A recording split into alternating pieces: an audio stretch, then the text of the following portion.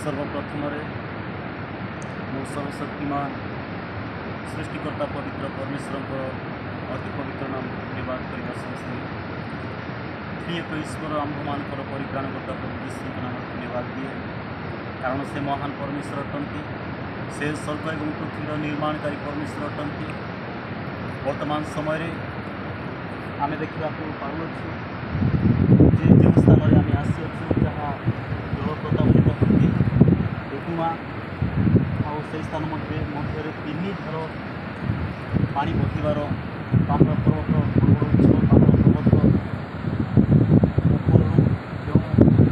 पानी जाल सब बहु अच्छे आत्मा देखा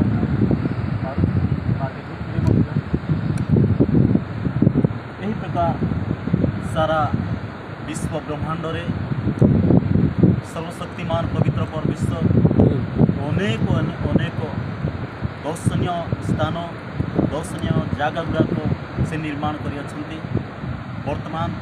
आम मान मध्य आखपाख अनेक लोक ये सब दर्शन करने निम्ते आसी कारण यह जो दर्शनीय जगह अच्छी अनेक लोक मानकर हृदय को आकर्षण करुच्छे बहुत दूर दूर देश दूर दूर राज्य लोक मैंने देखा आसुच्च कारण ये जो सृष्टि अच्छी यह सर्वशक्तिमान परमेश्वर समस्त सृष्टि अटे आई समस्त विषय लोक मान गोटे आनंदर कारण होची लोक मान निमंते गोटे खुशी कारण होते बहुत लोक बहुत दूर से दर्शन करने निम्ते आसुच्च विशेष धन्यवाद दिए सर्वशक्तिमान परमेश्वर को कारण से स्वर्ग एवं पृथ्वी सृष्टिकर्ता प्रभु आपण मैंने जहाँ देखिए पहाड़ पर्वत वृक्षलता वन जंगल आ समस्त प्रकार प्राणी आ समस्त समुद्र बारिधि आउ समस्त समुद्र भितर प्रत्येक प्राणी पुणी पृथ्वी मध्य प्रत्येक प्राणी आउ आकाश मंडल सूर्य चंद्र नक्षत्र मालार एकमात्र सृष्टिकर्ता परमेश्वर अटंती से कारण वाक्य लिखा जाए धर्मशास्त्र बाइबल लिखा जाए स्वर्ग ताहांकर सिंहासन पृथ्वी ताहांकर पादपीठ से हेमंत भयंकर व पराक्रमी परमेश्वर अटंती आउ से दयालु परमेश्वर अटंती से प्रेमिक परमेश्वर अटंती आउ से कौन कले पृथ्वी को निर्माण कले आ पृथ्वी को